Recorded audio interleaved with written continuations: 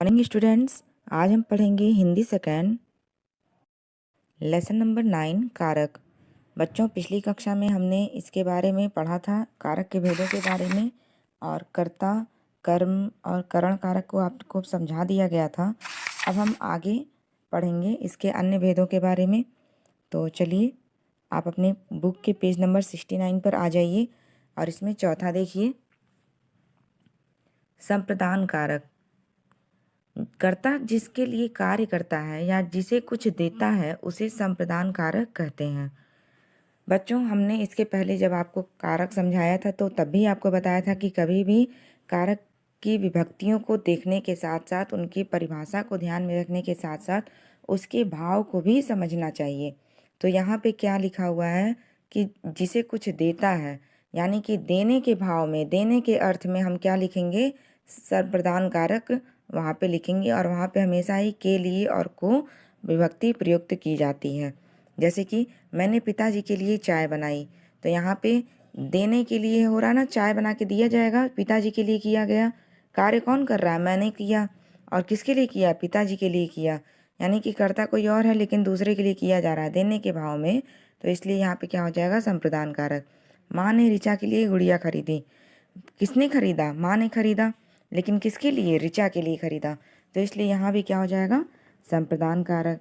बच्चों ने अनाथालय में को पुस्तकें भेंट की, तो यहाँ पे देने का भाव है, स्वयं ही दिख रहा है, तो यहाँ पे भी संप्रदान कारक हो जाएगा। आगे है, छात्रों ने अध्यापिका को फूल दिए, तो छात्रों ने अध्यापिका को फूल दिए, यहाँ पे भी देने का भाव है, क्या हो जाएगा? संप्रदान कारक। ठीक है। संप्रदान कारक की पहचान के लिए हमेशा किसको या किसके लिए लगा करके प्रश्न किया जाता है, तो उत्तर में ये मिल जाता है कि किसके लिए कार्य किया गया है। ठीक है। या फिर आगे है आपादान कारक। वाक्य में प्रयुक्त संज्ञा या सर्वनाम शब्द की जिस रूप से अलग होने, निकलने, सीखने या तुलना का भाव प्रकट होता है उसे आपादान कारक कहते हैं। बच्चों, यहाँ पे करण में भी से था और आपादान में भी से विभक्ति प्रयुक्त होती है, लेकिन करण का से हमेशा साधन के लिए प्रयुक्त किया जाता है और आपादान का से अलगाव का भाव होता है। ठीक है। अलग होने या निकलने, सीखने या तुलना का भाव प्रकट करने के लिए किया जाता है। क्या क्या? अलग होना, निकलना, सीखना और तुलना का भाव। ठीक है। डरने का भी भाव होता है, तो इसमें जो जो भी भाव होता है उसको आप देख लेंगे। ठीक है। डर जाना, डरने से कोई भाग जाता है, जैसे पुलिस को देख करके चोर भाग गया, तो यहाँ डर करके वो भाग गया, अलग हुआ। ठीक है। या फिर तौल रीमा, रीमा जो है कि सरिता से ज़्यादा बड़ी है, तो यहाँ पे तुलना का भाव हुआ, तो ये क्या हो गया? अपादान कारक। पेड़ से पत्ता गिर रहा है, पत्ता पेड़ से अलग हो रहा है, तो यहाँ पे क्या हो गया? अपादान कारक। इसके उदाहरणों को अब हम देख लेते हैं। नल से पानी टपक रहा है, पानी नल से अलग हो रहा है, क्या हो गया? अपादान कारक। अधिकतर नदियाँ पहाड़ों से निकलती हैं, नदियाँ पहाड़ों से अलग हो रही हैं, क्या हो गया? अपादान कारक। विनित सुमित से शांत है, तुलना का भाव किया गया, अपादान कारक। मैंने संगीत से अपनी माँ से सीखा, यहाँ सीखने के अर्थ में क्या होता है? अपादान कारक। ठीक है। खिलाड़ी मैच जीतकर मैदान से लौट रहे थे। ठीक है। तो मैदान से लौट करके आना अलगाव का भाव है, तो क्या हो जाएगा? आपादान कारक। आपादान कारक में हमेशा ही कहाँ और किससे लगा करके प्रश्न किया जाता है, तो उत्तर में जो भी संज्ञा उसका रहता है या करता वो मिल जाता है। ठीक है। आगे हम चलते हैं पेज नंबर 70 पर पढ़ते हैं संबंध कारक। ठीक है। संज्ञा या सर्वनाम के जिस रूप से उसका वाक्य में प्रयुक्त अन्य संज्ञा या सर्वनाम से संबंध ज्ञात होता है उसे संबंध कारक कहते हैं। ठीक है। इसमें का, के, की, रा, रे, री शब्द आते हैं। जैसे कि अब इसमें एक का दूसरे से संबंध है, जैसे कि मेरा, अपना, हमारा, तुम्हारा, आपका, उनका, इस तरीके का शब्द आता है, तो उसमें आपका, इसमें लास्ट में क्या आया? ठीक है, का आया ना। उसी तरह आपके, उसमें क्या हो जाएगा? के। आपकी क्या हो जाएगा? की। ठीक है। उसी तरह से हमारा, हमारे, हमारी। ठीक। या हमारा भाई। अब यहाँ पे उदाहरण भी हम देख लेते हैं। शीतल का भाई पुलिस विभाग में कार्य करता है, तो शीतल का और उस भाई ठीक है। इसका संबंध बताया गया। मीरा की सहेली ने पुरस्कार जीता, मीरा का उसकी सहेली से संबंध बताया गया। मेरे घर के पास, मेरा घर पास में ही है, मेरे से उसके घर का संबंध बताया गया। राहुल की बहन प्रियंका है, राहुल का उसकी बहन प्रियंका से संबंध बताया गया। ठीक है। तो इस तरीके से जब भाव में संबंध प्रतीत हो तो वहाँ पे अपना, अपने, रा, रे, री, का, के, की, इस तरीके का विभक्ति रहता है। कभी कभी दिखाई देता है, कभी कभी विलुप्त हो जाता है। ठीक है। और इसकी पहचान के लिए हम हमेशा किसका भाई, किसकी बहन, किसके घर, इस तरीके का लगा करके हम प्रश्न करते हैं।